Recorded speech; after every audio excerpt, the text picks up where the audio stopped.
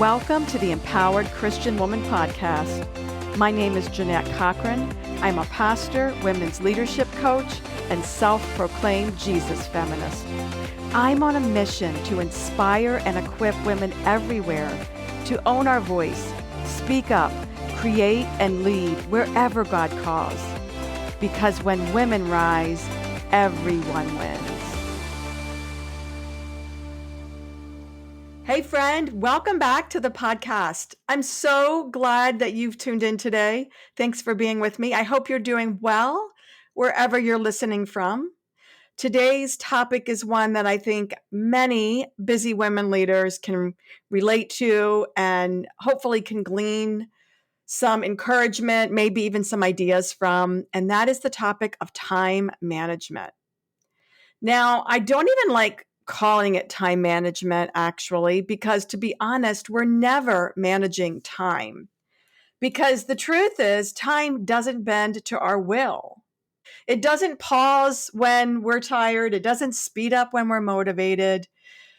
It continues to tick on day by day. We each get the same exact amount of time, 24 hours a day, 168 hours a week, and 365 days a year.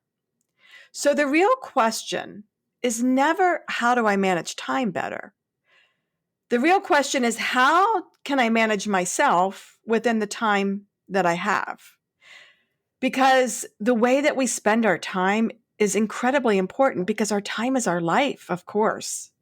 And I know each of us wants to live our lives for a purpose and in our calling and for the people that God has placed in our life. But we also want to experience the joy and the fullness, the abundant life that Jesus promised us. All of that is possible when we learn to manage ourselves within the time that we have been given. Now, I want to start today with a little confession. For much of my leadership, especially during many of my early years as executive pastor, I lived under this constant pressure that there just wasn't enough time. I believed that I never had enough time, and it was a running loop in my mind. I lived in what many call time scarcity, because there were always meetings to lead or meetings to prep for or messages to give, staff to support, events to plan. And then there were fires to put out and problems that landed on my desk because others didn't know where to send it or there was no one to take care of it. And it seemed like I was the person. So somehow, even with all of that, I still also had like grocery shopping to do and family dinners. And I also wanted to make sure that I was taking time for my own spiritual development, for prayer and a quiet time and exercise. So feeling like there's never enough time, if that's where you are, I get it. I lived it and I had to wrestle through this for so many years. And today I want to share some of the things I learned to help me better manage my time, to better prioritize and plan. Because the truth is, friend, there's always enough time to do what God has called you to do. There's always enough time for what really matters. But what I had to learn over and over again is that I had to lead myself well.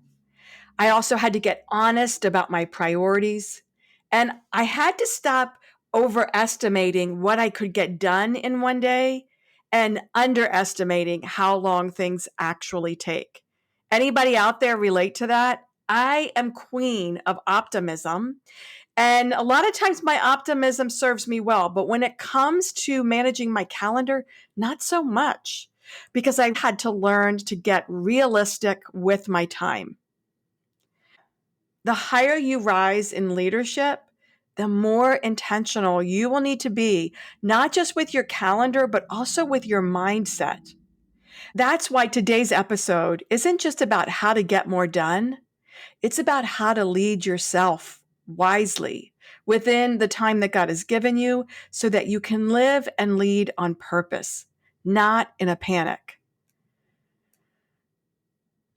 Psalm 90, verse 12 says, "Teach us to number our days that we may gain a heart of wisdom." Managing our days well is wisdom. Ephesians 5:15-17, Paul writes, "Be very careful then how you live, not as unwise, but as wise, making the most of every opportunity because the days are evil." And that word evil is paneros in the Greek. It literally means full of labor, annoyances, and hardships. Can I get an amen? So Paul is saying we need to be wise and make the most of our opportunities because every day there's going to be work to do. And along with that, there's going to be annoyances and some hardships. And so he says, therefore, don't be foolish, but understand what the Lord's will is.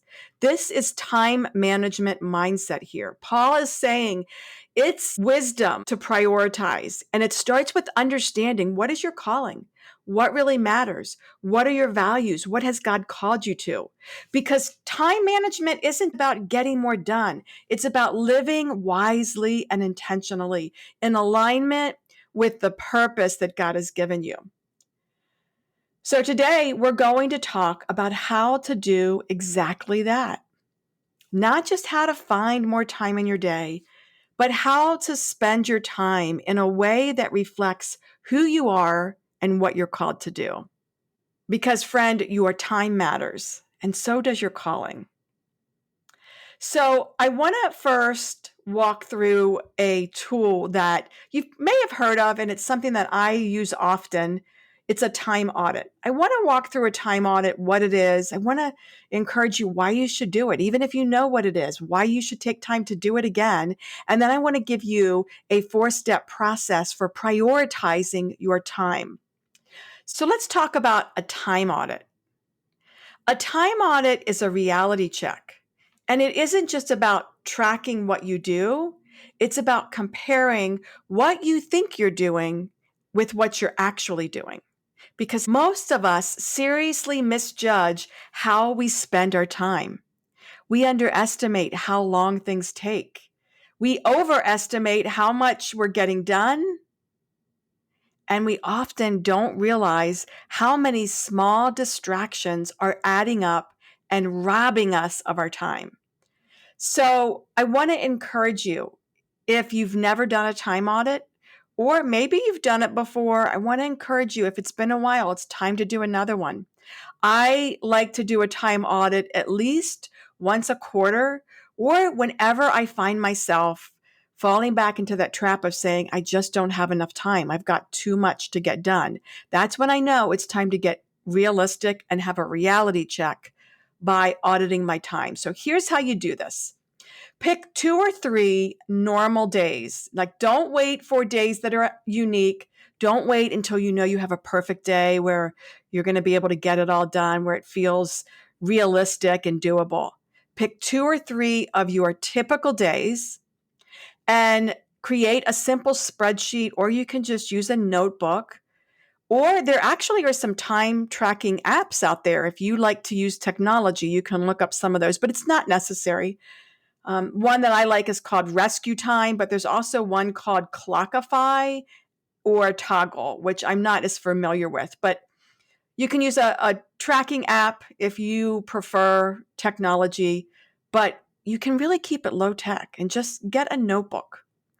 And every 15 to 30-minute block, just stop and make a note of what you're doing and track everything: meetings, the bathroom break, getting a cup of coffee, when someone stops in your office to ask a question, email, when you scroll on social media, when you're driving to work, when you are having focused and uninterrupted time. Of course, write that down too. So in either 15 or 30-minute time blocks, make a note of everything that you are doing. And then at the end of the day, take a moment to do a reality check. Where did your time go? Ask yourself, what surprises you about what you see here? How much focus time did you actually get? And what drained you that you didn't expect or prepare for in the day? If you do this 2 or 3 days in a row, I promise you, you will gain powerful insights. And this is super important because you cannot change what you don't see. The first step is just becoming aware. And time tracking shines a light on what's stealing your energy or derailing your goals. Just the act of tracking our time, in fact, can change your behavior because it's kind of like when we are trying to lose a few pounds and we write down everything that we eat. It makes us take note and to stop eating and things that we wouldn't want to or stop snacking. Well, it's the same thing with your time. Just doing that time audit is going to help you become more aware and make better choices. A time audit is also powerful because it breaks the I don't have time myth. You probably do have time. And as you do a time audit, you'll probably start to see where some of your time is getting lost either in task switching, maybe procrastinating, or even people pleasing activities. You know what those are, things that other people ask you for. It can be someone stopping in your office and wanting to have a conversation. It can be the request for a meeting. It can even be that phone call and you feel compelled to answer it right at that moment. So a time audit will help you break the I don't have enough time myth because it'll give you insight into where your time really is going. Let's say you're leading a ministry and you feel like you never have enough time to prep your teaching content. After tracking, you may notice that you spend 90 minutes a day in reactive tasks, things like responding to texts, putting out fires, or jumping between tabs on your computer. That's where your content time went. It's not because you're lazy or disorganized. It's just because you're not protecting your purpose aligned time. So I want to encourage you, try time tracking for just 3 days, not to shame yourself, but just so that you can get a better picture clearly of where you can align your time with your calling and cut out some of the chaos. And then once you have tracked your time and you've had a reality check, now what? Now it's time to do something with the insight that you've gained. This is where what I call the 4 Ds of task assignment comes in. The 4 Ds. Think of this as your filter. This is a way of sorting through the things that are on your plate with wisdom, intention, and clarity. So you're going to look at your time and tasks through 4 buckets. And I want you to organize each item into one of 4 buckets. The first bucket is the drop bucket. Look at your list and say, what am I doing that I simply no longer need to do? These are the time wasters, the things that no longer serve you in this season of your calling. It could be meetings that don't actually require your voice. Are there meetings that you have been attending for a long time and you're still attending and you realize, you know what? I really don't need to be there. Or maybe it's a meeting that happens weekly and it could be a better use of time to schedule it just every other week. Are there areas where you are volunteering out of guilt instead of joy or impact? Maybe you need to look at that and say, hey, is this something that really aligns with what God is calling me to do with my time? It might be time to have a conversation to say no. Maybe there are areas where you are feeling the need to micromanage the details that someone else could own. Is there someone else that you could pass that along to? Or maybe you've been micromanaging someone because they're not quite up to speed on their job. Do you need to have a hard conversation and give them some training or point them in the right direction so that you don't have to spend so much time following up and micromanaging that task? It could be over editing something that's already good enough. How many times have you read that email before you sent it off? You might be surprised when you look at your time audit to find how many things are on your list that you really could drop. This is your permission to make a stop doing list. Let it go. It's not quitting, it's actually freeing up space for you to focus on things that really matter. So that's the first bucket. What can you drop? The second bucket is the delegate. Ask what needs to be done, but it doesn't have to be done by me. Now, delegation is not a sign of weakness. It's not a sign that you're not willing to do the task. It's actually a sign of wise stewardship and good leadership. So look at your list and say, what is on this list that I don't have to be the one to do? Is there a team member that I could give a little bit of training to and I could give it to them? Is there a task that actually a volunteer could do? And you need to start praying and looking for a volunteer that you can empower to contribute to your ministry or your work in a greater way. Could a family member pitch in with certain tasks? Now, this is a big one for many of us who are moms with children, because oftentimes we live with this mom guilt and we hang on to doing everything for our children instead of turning over chores to them and empowering them to grow and learn. So let me give you some tough love if that's you, my sister. By the time your kids are in upper elementary, you could teach them to use the washer and dryer. Did you know that? Do you need to ask your spouse for some help? Ask for what you need. It doesn't hurt to ask. You could sit your family down and say, hey, I want to be a wise steward of the time that I have. And God has called me to important work beyond the walls of our house, just as God has important work for each of you to do. And I really want to talk about how we as a family can come together and share some of the tasks at home so that when I do get home, I can spend more time with you and not always be focused on chores and tasks related to running the house.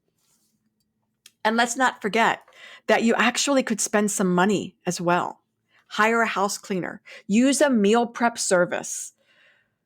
All of those things are important ways of buying back our time, which is the most valuable asset that we have, so that we can live into the priorities that God has called us to. And then the third bucket is the must do bucket. These are the tasks that stay on your list because they're aligned with your gifts, your calling, and your responsibilities. So ask yourself, what is on this list that is mine to do in this season? What needs to be the priority? And these need to be things that only you can do. Things like vision casting for your team. Maybe it's preparing sermons or the teaching content that you are called to give. And by the way, connecting with your spouse and your children. Only you can be a wife and mother. So, of course, there should be time on your schedule for that. Leading that key project that uses your unique gifts that you are passionate about and that you know you are called to. What are those must-dos that are a part of who God has called you to be and to do in this season of your life and ministry? These are the things that you want to protect and prioritize. And then the last bucket is the fourth D, and it's different. Ask yourself, what could I do differently to make this task easier or more efficient? So this is about working smarter, not harder. You see, you don't need to hustle harder to get it all done. You might just need some tweaks in your system that can make a big difference.